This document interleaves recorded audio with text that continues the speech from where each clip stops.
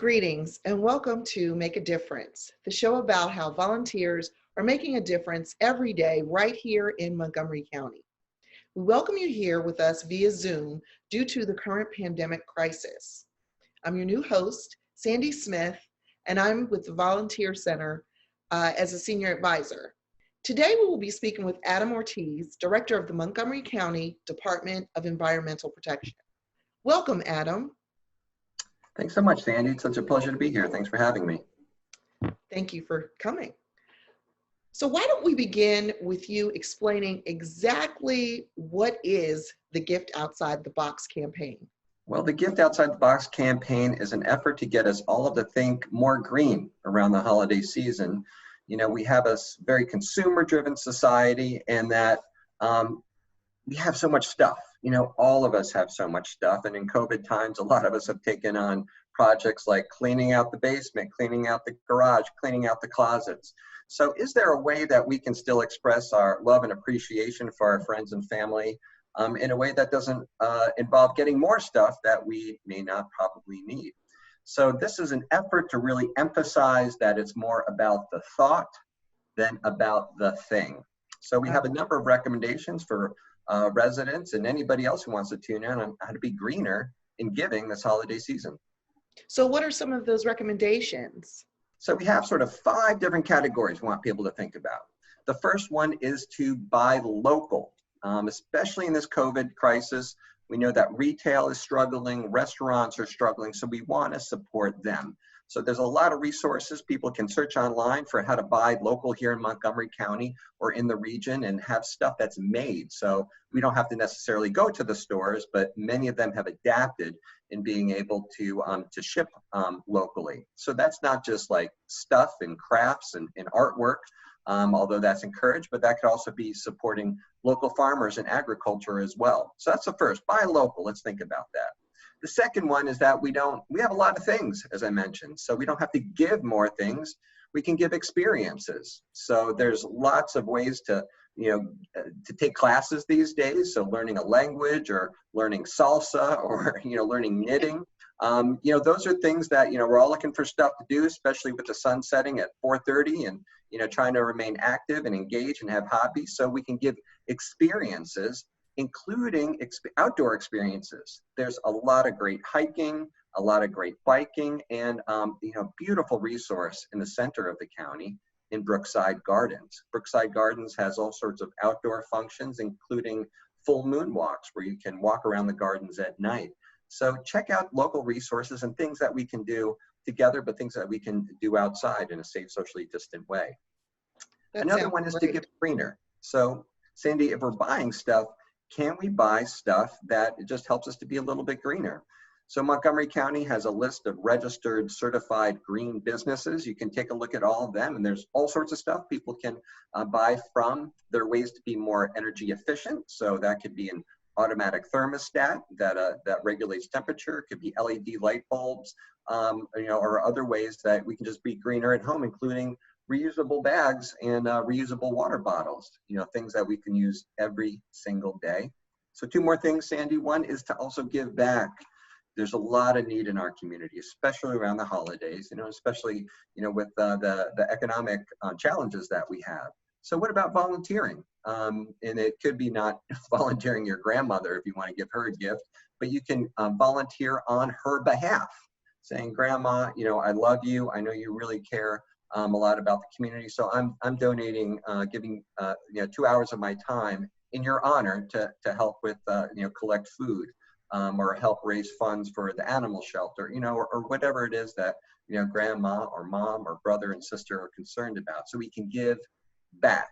And then finally, the good old 3 R's, as an environmentalist: reduce, reuse, and recycle. So Sandy, one big message is that regifting gets a bad rap. I want to abolish, get rid of that. It is cool to regift these days. So, as we're cleaning out our closets and we find stuffed animals that aren't being used, or board games or books or what have you, and even like wrapping paper and and these gift bags and stuff, it's okay to reuse those things. Not a problem.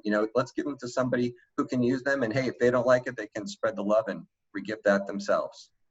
Absolutely. Well, one man's trash is another man's treasure. So, Exactly. I'm all for regifting. So finally, how can people get involved? And especially during COVID when people are afraid to go outside, afraid to interact with other people, what's the best option? Go check out our website. We have a lot of great ideas, a lot of resources. We have stuff on social media. Please follow us on social media. We have a lot of great content, and share it. There's lots of ideas, lots of little things that we can do ourselves and with our families and with our neighbors and communities. We all have influence. And one of the great things about doing environmental work, Sandy, is that no matter what it is, a big thing or a small thing, it all adds up. So like a little act of choosing this type of this type of gifting outside the box instead of something else, can make a big difference. And just to remember that it's the thought that counts, not necessarily the thing. So there's a way to show our love and show our thoughtfulness to our loved ones without just getting more stuff all the time. Absolutely. Thank you. Thank you, Adam. Sandy, thank you so much for having me on today. Coming up, we'll be discussing another holiday giving project, so stay tuned. Roll over. When you adopt a shelter pet, you discover all the things that make them unique. And your mother. They're a little bit of a lot of things, but they're all pure love.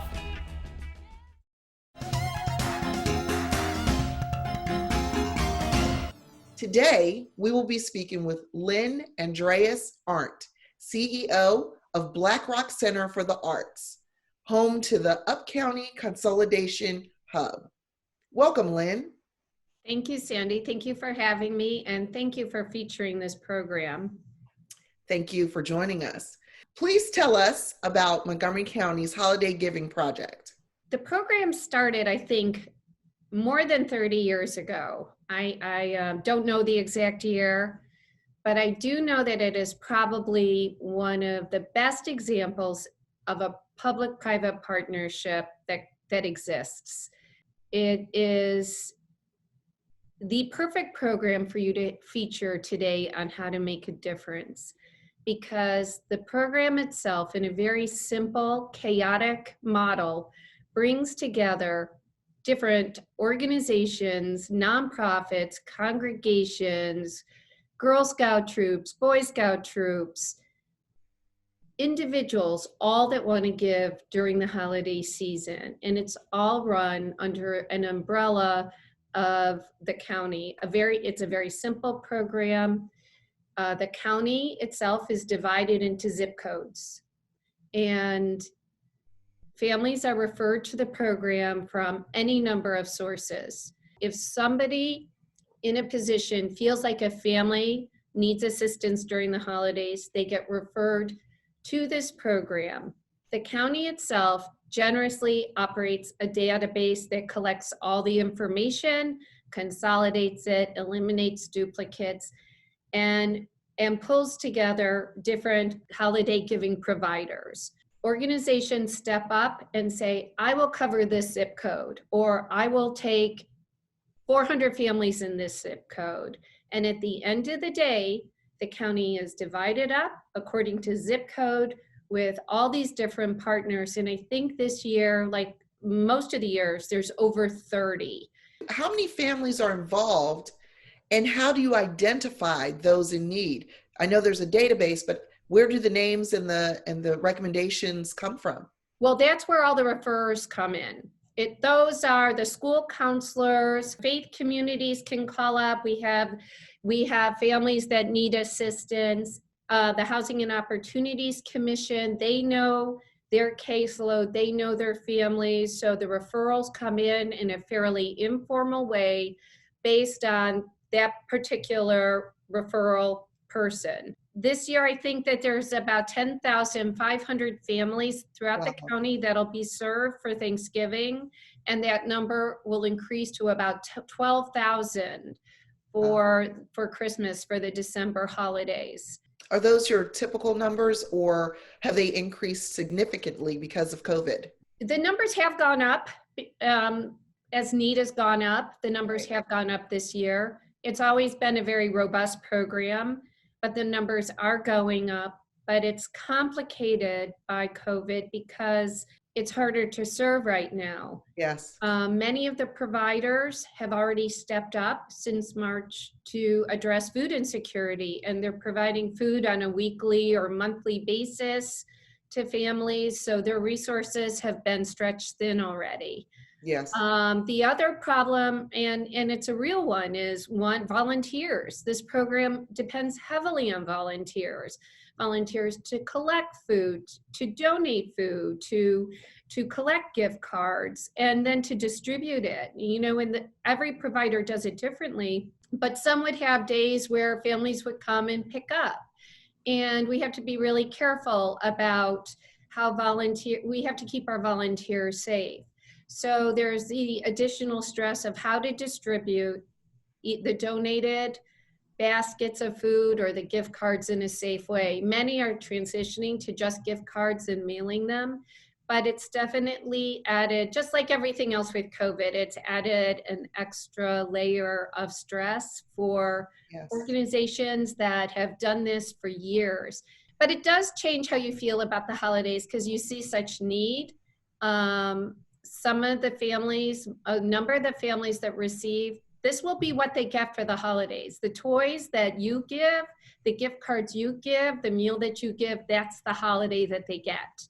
Right. And so while doing that, it's incredibly rewarding to everyone that participates in it, not just the providers, but everyone who donates to this program. I think it's more important right now than ever for people not to feel helpless, that they can make a difference in someone's life. And I think this is an ideal way for parents that are dealing with the Thanksgiving and not being able to bring their children together. Let's create a holiday for someone else. So would you prefer people donate physical items such as, I don't know, gifts, clothing, etc., or would you prefer monetary gifts, gift cards? Which would you prefer? Well, I think every organization is doing it. So to be honest with you, donations of cash always gives the provider the ability to, gives them purchase power to get what they need specifically. Mm-hmm. But gift cards as well. We can always, all the providers can use gift cards for food for the families that they're providing for. I know numbers will probably, like BlackRock, we have a box outside for accepting donations and people can drop off. Some of the organizations are open, so because of the work that they do daily. At the MontgomeryServes.org website, the different providers are there, and there's a phone number that can be called. It's 240-777-2600, and the staff there can help you connect with the different organizations. It's important to match what families can and want to do with the various organizations, and some want to help organizations in their neighborhood. So it's a great program that will match donors with potential providers. Toys for Tots plays a big role, and they'll be collecting toys at all the sites, and the different providers can get toys from Toys for Tots. But it's an extraordinary program, and it just comes together because of the spirit of all the different providers and the families, because everyone wants to make a difference, and especially this time of year. People really step up. So thank you very much, Lynn, for joining us and explaining the project. No, thank you for all your support. We've been speaking with Lynn Andreas Arndt, CEO of BlackRock Center for the Arts.